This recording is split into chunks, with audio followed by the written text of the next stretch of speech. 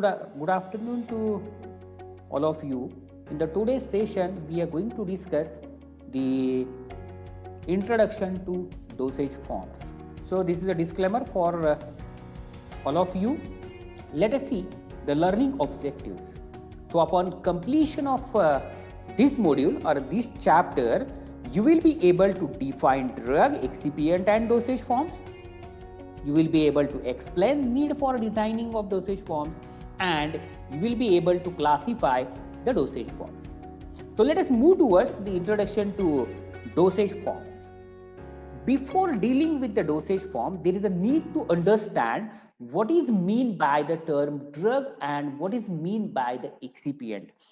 Without excipient, it is not possible to get or it is not possible to prepare the dosage form. So drug, it is defined as an agent intended for use in the diagnosis, mitigation, treatment, cure, or prevention of disease in humans or in other animals as per the Food and Drug Cosmetics Act 1938. All these drugs are derived from the plant source or the animal sources as byproducts of the microbial growth or through the chemical synthesis or molecular modification or biotechnology related product. So the drug may be derived from the plant source, for example, digitalis, that is a digoxin, then from the animal sources or as a byproducts of the microbial growth, maybe certain antibiotics or the chemical synthesis, for example, the paracetamol or the molecular modification or the biotechnology related products like the monoclonal antibodies. Let us move towards the what is mean by the excipients. Excipients, it is also known as the additives. So these are the non-drug components which is used in the formulation or which is used in the dosage form. It is not having any pharmacological action, that is known as the excipient. So what is mean by the excipient? Excipient, it is a non-drug component present in the formulation. It converts the drug into the efficacious and appealing dosage form, isn't it? So excipients or the additives, they are having the ability to convert these drugs into the efficacious and appealing dosage form. That is known as the excipient. Without excipient, it is not possible to design and develop the dosage forms. So the dosage forms, these are the means by which drug molecules are delivered to the site of action within the body. For example, tablet, capsules, powders, all these are the dosage forms which are given by the oral route of administration. So the dosage forms, these are the means by which drug molecules are delivered to the site of action within the body. Maybe they take an example of the creams which are applied onto the skin. So the cream, it is the dosage form, or ointment, it is the dosage form. So we have this on this slide, we have discussed the definition of drug, that is what is mean by the drug. We have discussed the definition of excipients or the additives and the definition of the dosage form. Let us move towards the need of dosage form.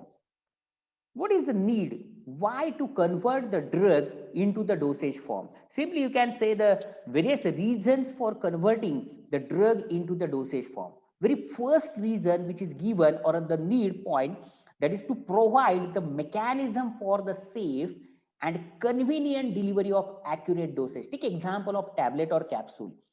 It is the way by which it is possible to deliver the unit quantity of drug to the patient, isn't it? To protect the drug substance from the destructive influences of atmospheric oxygen or the humidity. There are certain dosage forms are there, they are having the ability to protect the degradation of drug from the atmospheric oxygen or the humidity. For example, sealed ampoules or for example, coated tablets. So thereby it is going to improve the stability of the drug. to protect the drug substance from the destructive influence of gastric acid after oral administration.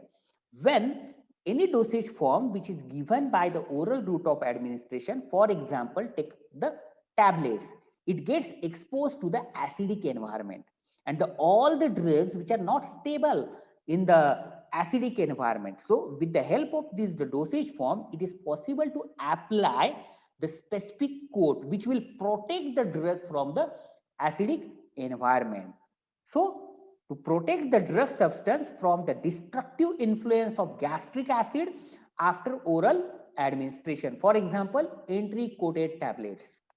To conceal the bitter, salty or offensive taste or odor of the drug substances.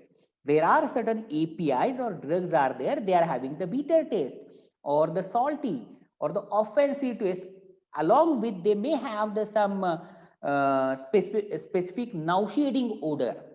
So we can mask all these bitter taste and nauseating odor by converting the drug into the suitable dosage form. For example, capsules in which the API is enclosed into the gelatin shell, or by coating the tablet formulation, or by using the flavoring agents in the liquid formulations like syrups and elixirs, which will mask the nauseating odor, as well as it is possible to mask the bitter taste by using the sweetening agent. To provide the liquid preparation of substances that are either insoluble or unstable in the desired vehicle, that is suspension. So it is possible to prepare the dosage form for the drugs which are insoluble or unstable in the suitable vehicle. For example, suspension with a good stability. Then to provide clear liquid dosage forms of the substance, for example, syrups and the solution. To provide rate controlled drug action, as the conventional dosage forms are designed as an immediate release formulation, but in the novel formulation it is possible to achieve the rate controlled drug action by designing and developing control release tablets, control release capsules along with the certain suspensions. Furthermore, to provide optimal drug action from topical administration sites, for example, ointments, creams, transdermal patches, ophthalmic or the ear or nasal preparations. To get the optimal drug action, we have to suppose to apply the drug to the specific site. So it is possible to design and develop the certain dosage forms like the ointments which are applied topically, creams which are applied topically onto the skin, or certain drops which are instilled into the cavities like eye, ear or the nose, to provide for insertion of a drug into one of the body orifice. There are certain body orifice or body cavities are there. There might be certain type of the infection and some other conditions in which there is a need to get the local action. So in such cases, it is possible to design and develop the specific dosage form of drug which is to be inserted into the specific cavity. For example, rectal or the vaginal suppositories. To provide for placement of drug directly in the bloodstream or the body tissue. See, it is not at all possible to put the drug directly into the vein. We have to suppose to convert into the suitable dosage form with the help of the vehicle which is sterile in nature, for example, injections. And the last, that is to provide for optimal drug action through inhalation therapy. If we wish to target the respiratory tract or respiratory region, we have to suppose to design or convert the drug into the suitable formulation so as to it is going to be inhaled and it reaches into the respiratory tract. For example, inhalants or the inhalation aerosol. These are the certain points which ensures that the drug should be converted into the suitable dosage form. The reasons for converting the drug to the dosage form. I have converted these reasons into the bullet points as the there are 5 points are there. That is the convenience and therapeutic value, to attain and maintain the stability of the product, then better effectiveness and the action, then improved acceptance and ease of production and the packaging. Let's see the one by one. So very first point which I have listed over here, that is the convenience and the therapeutic value. As there are so many drugs are there which are potent in nature and they are having the very small dose. For example, digoxin, which is having a dose less than 1 milligram, and it becomes very difficult to weigh the 1 milligram of digoxin, isn't it? If we are converting this particular drug into the dosage form, it becomes a convenient. Then when we are converting the drug into the dosage form, we are the dosage form, it is having a definite size, then the shape and the strength. So it becomes very easy to handle and easy to administer. Then finally, we are getting the dose accuracy. Nowadays, if you can see, there are so many unit solid dosage forms are available in the market. For example, tablet and capsules. So we are getting the dose accuracy as well as. The next reason, that is to attain and maintain the stability. So when we are converting the drug into the dosage form, it improves the physical stability of the drug. And these dosage forms are less prone to the microbial contamination. Then the better effectiveness and the action. It reduces the pre-systemic degradation.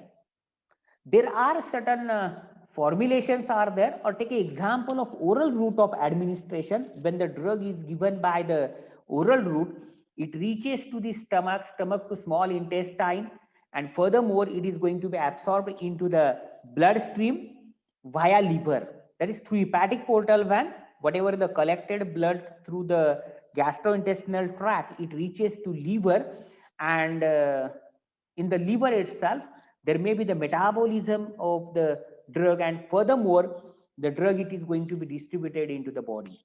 So there are certain alternatives or the are available with us in the form of dosage form, so as to it is possible to reduce the pre-systemic degradation of the drug. For example, if it is given by the rectal route of administration, it is possible to bypass the first pass. It is possible to avoid the gastric irritation.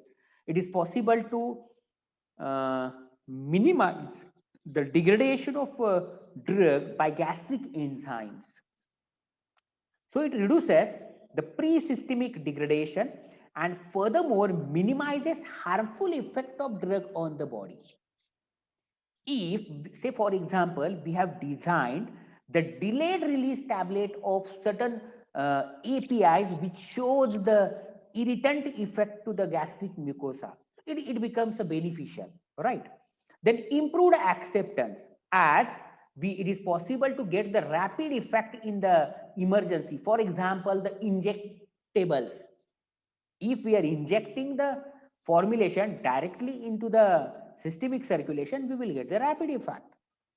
Then targeted drug delivery. If we want to target the specific organ, specific tissue, specific site, it is possible, isn't it? So it is possible to get the targeted drug delivery. Furthermore, it is possible to get the local as well as the systemic action when we are converting the drug into the dosage form. It is possible to modify the onset and the duration of action by using different dosage forms. Suppose that we have designed the immediate release formulation, say for example, immediate release tablet. It is having the fast onset of action. But if we have converted it into the delayed tablet, maybe the onset of action, it is going to be delayed, and furthermore the duration of action, it is also going to be extended. So it is possible to modify the onset and duration of action by changing the dissolution of the formulation. And furthermore, it is possible to improve the palatability of the drug. As I have said that there are certain drugs are there which are having the nauseating odor or bitter taste. In such cases, we have the scope to use certain flavoring agents or sweetening agents in the formulation, which will improve the palatability of the particular dosage form. And the last point, and which is very important, that is ease of production and packaging. The dosage forms are easy to manufacture and easy to pack and transport, isn't it? So these are the few reasons for converting the drug to the dosage form. Hope all of you have understood the need and reason for the designing and development of the dosage form or converting the drug into the suitable dosage form. We have discussed the definition of drug, then the definition of excipient, definition of dosage form, then the various reasons for converting the drug into the dosage form. Now, let us move towards the factors to be considered for selection of dosage form. How to select the dosage form, isn't it? Which factors needs to be considered, and then we will discuss the classification and whatever remaining thing. So in the selection of dosage form, we have to supposed to consider the four important factors, that is the therapeutic matter and value, then route of administration, age and clinical condition of patient, and the desired product type. So very first point, that is the therapeutic matter and the value. Whatever the dosage form is there, for what purpose or for which type of disease condition we are using, that is very important thing which will decide the type of dosage form. For example, if we want to treat certain skin infections, we have to suppose to prefer the topical dosage form, say for example ointments or gels, isn't it? Then the second factor, that is the route of administration, whether the designed dosage form it is for the systemic effect or the local effect. That points needs to be considered before selecting the specific type of dosage form for the particular drug. The next point, that is the age and the clinical condition of the patient. Suppose that the patient is unconscious or it is in emergency cases, isn't it? The dosage forms are different. In the case of pediatric or geriatric and special population, we have to suppose to use the special types of the dosage form. Maybe more preferably liquid dosage forms are preferred in the pediatrics, isn't it? In the case of emergency, generally we are preferring the injections. And the last factor, that is the desired product type, whether it is a solid, liquid or semi-solid, that will decide the furthermore selection of the dosage form. So while selecting the dosage form, we have to suppose to consider the specific disease condition, then route of administration, age and clinical condition of patient, and the desired product type. So herewith we have finished the introduction to the dosage form. Let us move towards the classification of dosage form. So the dosage forms are classified on the basis of state, route of administration, site of application, type of vehicle, use, sterility, and the dose accuracy. So the dosage forms can be classified on the basis of state as a solid, liquid, semi-solid or gaseous. According to route of administration, it is going to be classified as oral, topical, parenteral, and so on. According to site of application, it is going to be classified as dosage forms for the skin, dosage forms for the eye, dosage forms for the ear, nose, and so on. Classification of dosage form by considering the type of vehicle, that is whether the dosage form is prepared by using the aqueous vehicle or the non-aqueous vehicle. So the nature of vehicle, according to nature of vehicle, it is possible to classify the dosage form. Furthermore, the dosage forms are classified by using its use, whether it is for the internal or the external. Internal means oral, external means, say for example, topical. Furthermore, the dosage forms are classified by considering the sterility of the preparation as the sterile dosage forms and the non-sterile dosage forms. The sterile dosage forms, for example, injections. Non-sterile dosage forms, for example, tablets. And the last, that is by considering the dose accuracy as the unit dosage forms and the bulk dosage forms. So unit dosage forms, for example, tablet capsules, and the bulk dosage forms, for example, ointment, creams, gels, powders, and so on. So in this way, by considering the state, route of administration, site of application, type of vehicle, use, sterility, and dose accuracy, it is possible to classify the pharmaceutical dosage form. Let us move towards the details of how to classify the dosage form by considering the state.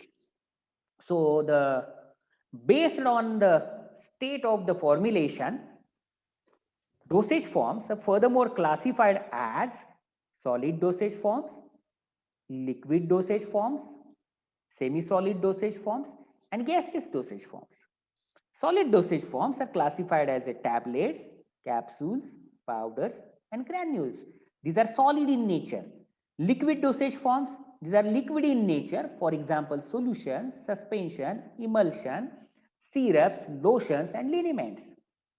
Semi-solid dosage forms, they are having a semi-solid consistency, thick consistency. For example, ointment, gel, pastes, and creams. And the gaseous dosage forms as aerosols, inhalations, and the sprays. So the based on state of the formulation, the dosage forms are further classified as a solid dosage form, liquid dosage form, semi-solid dosage forms, and the gaseous dosage form. Let us see the details of the solid dosage form. Furthermore, the solid dosage forms are classified as the unit solid dosage form, which comprises the unit amount of drug, and the bulk solid dosage form. Bulk solid dosage form, they are packed as a multi-dose containers. So furthermore, the unit solid dosage forms are classified as tablets, capsules, powders, suppositories, and pills. So tablets furthermore classified as the tablets ingested orally, which are given by the oral route of administration to get the systemic action. Then tablets for oral cavity, for example, dental cone or the sublingual tablets or the buccal tablets. Then tablets for the other routes of administration, for example, vaginal tablet or tablets used to prepare the solution, for example, hypodermic tablet. Then capsules, these are furthermore classified into the hard gelatin capsule and the soft gelatin capsule. Then the suppositories are furthermore classified as a rectal suppository, vaginal suppository, urethral suppository, then the nasal and the ear cone. Moving towards the bulk solid dosage forms, these are furthermore classified as internal bulk solid dosage forms and the external bulk solid dosage form. Internal means which are given by the oral route of administration to get the systemic action or maybe local action in GIT, isn't it? Or the external, which is applied externally, topically you can say. So the internal, for example, fine powders, granules, and the effervescent granules. And in the case of external, it is furthermore classified as dusting powders, insufflations, dentifrices, snaps, and ear powder. So we are talking on the classification of dosage form based on a state. So it is further classified as a solid, liquid, semi-solid, and gaseous. Moving towards the classification of dosage form based on a state, that is a liquid dosage form. Further classification of liquid dosage forms. So the liquid dosage forms, they are classified as the monophasic liquid dosage form and biphasic liquid dosage form. Monophasic liquid dosage form means it comprises a single phase, and biphasic liquid dosage form means it comprises the two phases. So monophasic liquid dosage form, it is furthermore classified as internal use, then oral topical, then instilled into body cavities, and the topical. And biphasic liquid dosage forms, they are classified as emulsions and the suspensions. So the monophasic liquid dosage forms for the internal use, like the mixtures, solutions, syrups, drops, linctus, and the elixirs. Then the oral topical, which is for the oral cavity, say for example, mouthwash, throat paints, and the gargles. Then the monophasic liquid dosage form instilled into body cavities, for example, the ear drops, then the nasal drops, sprays, dutches, and the enemas. And the monophasic liquid dosage forms for the topical, that is the liniments, lotions, paints, and the solutions. The biphasic liquid dosage forms like emulsions and the suspensions, which are furthermore used for the oral, then the external, parenteral, or the ophthalmic routes of the administration. So in this way, it is possible to classify the liquid dosage form. Moving towards the classification based on the state, that is the semi-solid dosage form. Semi-solid dosage forms are furthermore classified as the external and the internal. The external preparations, for example, ointments, then the gels, creams, pastes, and jellies. And the internal preparations or the internal use, for example, gels and the jellies. So in this way, it is possible to classify the semi-solid dosage forms. Already we have discussed the gaseous dosage forms, isn't it? Like aerosols and the inhalations according to state. Moving towards the classification of the dosage forms based on the route of administration. So by considering the route of administration, the dosage forms are classified as a oral dosage forms, then sublingual or buccal dosage forms, then the parenteral dosage forms, rectal dosage forms, topical dosage forms, then nasal dosage forms, pulmonary dosage forms, and the ophthalmic dosage form. By considering the specific route of administration, it is possible to classify the dosage forms. So for oral route of administration, it is possible to use the tablet, capsules, solutions, emulsions, suspensions. For parenteral route of administration, it is possible to use the injections, which are liquid in nature. Then for rectal route of administration, the example is the suppositories or the enemas. Then topical route of administration, for example, cream, paste, gels, and the ointments. Then for nasal route of administration, for example, solutions, then the suspensions, gels, sprays, and so on. Then for pulmonary route of administration, which are given by either oral or nasal route, that is the solutions or the powders. For ophthalmic route of administration, for example, the solutions, then drops, emulsions, suspensions, and so on. And sublingual and buccal route of administration, for example, tablets and the films. So in this way, it is possible to classify the dosage form by considering the route of administration as oral, parenteral, rectal, topical, nasal, pulmonary, ophthalmic, and the sublingual. Let us move towards the oral route. So look at the picture so that you will understand what is mean by the oral route. When the formulation, it is to be swallowed with the help of water, then furthermore this formulation reached into the gastrointestinal tract, it is furthermore dissolved, the drug it is going to be released into the GIT, The released drug, it crosses the barrier and absorbed into the systemic circulation. That is nothing but the oral route. By oral route, generally we are giving the formulation or dosage forms like tablets, then the capsules, powders, liquid orals, for example, suspensions, emulsions, or the solutions, along with the gels and the jellies. So it is the simplest route of administration. It is the most convenient and the safest means of the drug administration. More than 60% of market, it is flooded with the dosage forms for the oral route.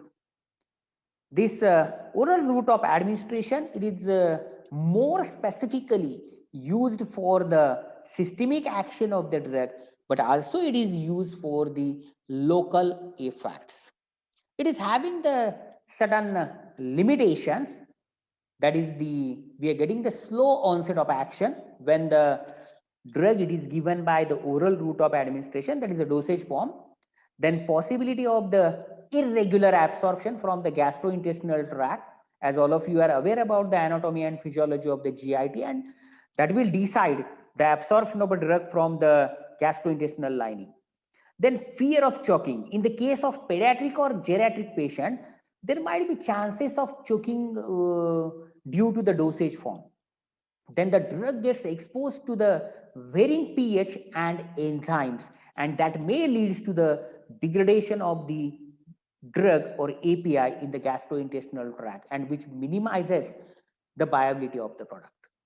And furthermore, whatever the absorbed drug is there, it reaches to the liver, and there may be the chances of the first pass metabolism. So these are the some limitations of the oral route of administration, whatever formulations we are using for the oral route of administration. The examples of the formulations which are given by the oral route of administration according to state, which are furthermore classified as a solid, liquid, or semi-solid. Solid like a tablets, capsules, powder. The liquid formulations like solutions, emulsions, syrups, and elixirs. Semi-solid dosage forms like jellies, oral gels, and so on. Let us move towards the rectal route of administration, the dosage forms which are used for the rectal route. So look at the figure. So this is the anus, and through this anus we have to suppose to insert the dosage form into the rectal cavity, isn't it? For example, the suppositories. So generally, the rectal preparations like liquid, solids, or gels are given by the rectal route of administration. So the rectal route of administration, it is useful when the drug produces the gastrointestinal irritation, or sometimes the oral route it is not suitable for the specific drug, isn't it? In such cases, we are using or we are formulating the rectal preparation. The rectal route, it is used for local as well as the systemic effect of drug. Local effect means in the rectal cavity. Systemic effects means whatever the drug is there, which is going to be released from the formulation, and it is going to be absorbed into the systemic circulation, and furthermore it leads to pharmacological action. So here in the case of rectal route, the main advantage that is it is going to avoid the first pass metabolism. Let us move towards the limitations of the rectal route when we are using the rectal dosage form, that is irregular and unpredictable absorption. Then as such, whatever the rectal route is there, it is somewhat or little bit inconvenient to the patient. Then the low patient compliance for this type of specific formulations, and the patient training is required when we are using the rectal route of administration. The examples of the formulations which are used for the rectal route, which are furthermore classified as a solid, liquid, semi-solid, solids like suppositories, liquids like enemas, and semi-solids like rectal gels. Moving towards the parenteral route of administration means the injections or the injectables. So the parenteral preparations are injected or placed into the body tissues. Look at the figure. So you will understand, isn't it? And do not pass through the liver before entering the systemic circulation. As in the case of oral route of administration, whatever absorbed drug is there, it is going to pass through the liver. So there might be chances of first pass metabolism depending on the specificity of the drug towards the liver enzyme. But in the case of parenteral route of administration, whatever the drug is there, it is injected or placed into the body tissues and do not pass through the liver before entering into the systemic circulation. So here we are getting the 100% viability as well as the first pass metabolism is avoided. So the formulation, it is injected via hollow needle. So this is the needle into the body at a various sites at a varying depth. Depending on that, it is going to be classified furthermore as intramuscular, that is the injections which are given in the muscles, then the subcutaneous, then the intravenous, that is into the veins, and the intradermal. So the parenteral route of administration, it is mainly used in the emergency cases and when other routes are not available. So as already we have discussed, the drugs are given by the intravenous. This is the first one, third one, then the subcutaneous at a 45-degree angle, then the intramuscular at a 90-degree, and the intradermal at a 10 to 15 degrees. Moving towards the limitations of the parenteral route, that is, or the skilled person is required for the injection, then the less patient compliance. Once we have administered the parenteral formulation, it is not possible to recover it by any means in the poisoning cases or the adverse effects, and also we are getting the pain at an injection site. So these are the few limitations of the parenteral route. The examples of the dosage forms which are used for the parenteral route, the solids like powders or the lyophilized powder, furthermore which are converted into the liquids, then the liquids like emulsions, suspensions or solutions, and the semi-solids, or you can say it as a liquid, that is the liquid gels. So this is about the parenteral route. Moving towards the topical route, it is also known as the external. So here look at the picture, the skin, it is used as a site of administration, isn't it? To get the local action, but it is possible to use this topical route for the systemic effect also. So it is furthermore applicable to other topical surfaces such as eye, ear or nose, which are considered under the topical route, isn't it?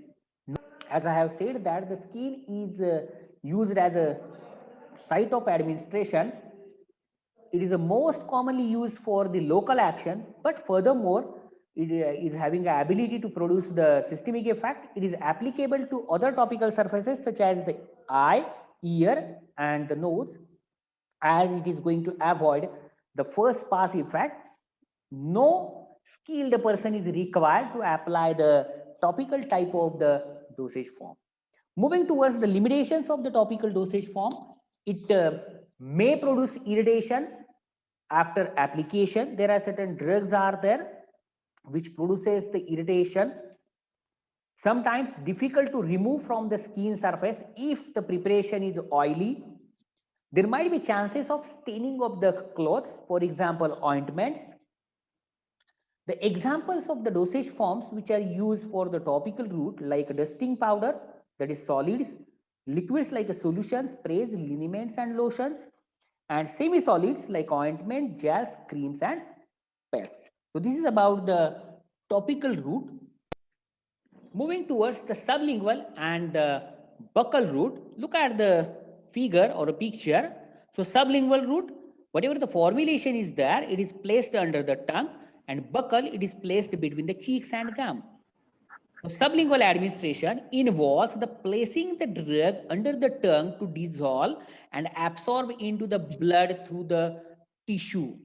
So it is going to avoid the first pass metabolism. Buccal administration involves the placing a drug between the gums and cheeks where it also dissolves and absorbs into the systemic circulation, and furthermore it is going to avoid the first pass metabolism. The onset of action in the case of sublingual route, it is faster than that of the buccal route of administration. Both the routes, they're going to avoid the first pass effect. The limitations of the buccal and sublingual route, it is not useful for the unpalatable drugs or the drugs which are having the bitter taste or a nauseating odor. Then the drug which produces the oral irritation or irritation to oral mucosa. There are few drugs are there which are absorbed well through the buccal or sublingual route, and it is not possible to give the large doses of the drug by the buccal or sublingual route. The examples of the formulations or the dosage forms, solids like the tablets or the films. Moving towards the dosage forms which are used for oral cavity for the local action, for example, solids like powders, liquids like solutions, sprays, suspension, emulsions, and semi-solids like gels and pastes.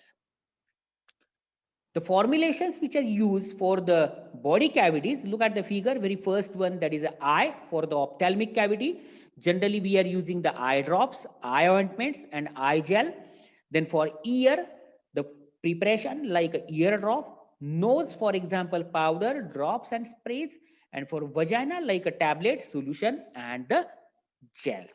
So in this way, it is possible to classify the dosage forms by considering the route of administration. Moving towards the classification based on site of application. So according to site of application, the dosage forms are classified as the dosage form for the skin, dosage form for the tooth, dosage forms for the hand, dosage forms for the foot, and dosage forms for the hair, and so on.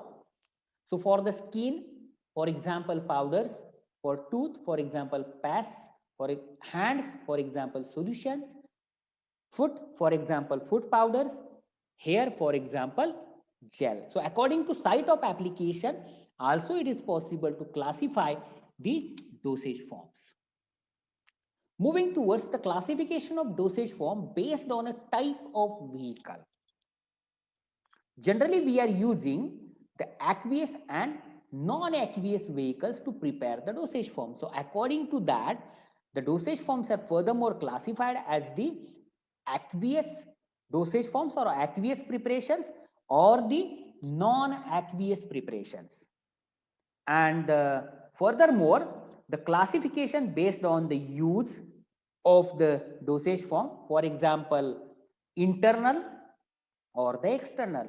Internal for oral route of administration, for example, tablet.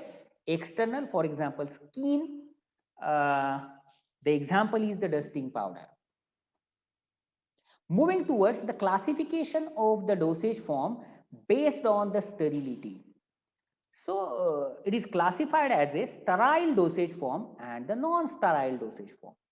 So sterile dosage forms are those dosage forms which are completely free from microorganisms, for example, injections. And non-sterile dosage forms which are free from pathogenic microorganism but may contain microorganism at a permissible limit, isn't it? That is a non-sterile, for example, tablets, capsules, solutions, and so on. And sterile dosage forms are furthermore classified as a parenteral, ophthalmic, and the implants. Implants are the solid dosage forms. Parenteral preparations are furthermore classified as a small volume parenterals and the large volume parenterals. And ophthalmic preparations are classified as eye drop, eye lotions, and the eye ointment. So in this way, it is possible to classify the dosage form according to their sterility. Let us see the classification of dosage form according to dose accuracy. So according to dose accuracy, the dosage forms are classified as unit dosage forms and the multi-dose or the bulk dosage forms. So unit dosage forms which contains unit amount of drug, that is specific amount of drug, for example tablet, capsule, suppositories, and the multi-dose or bulk dosage forms which contains the multiple doses or available in the bulk form, for example powders, granules, liquids or semi-solids, isn't it? So herewith we have finished the introduction and classification of the dosage form. We have discussed the definition of drug, definition of excipient, definition of dosage form, and furthermore we have discussed the classification of dosage form on the basis of the state, route of administration, site of application, type of vehicle, use, sterility, and the dose accuracy. Also, we have discussed the need of the dosage forms as well as various reasons of the dosage form and the selection of the particular dosage form.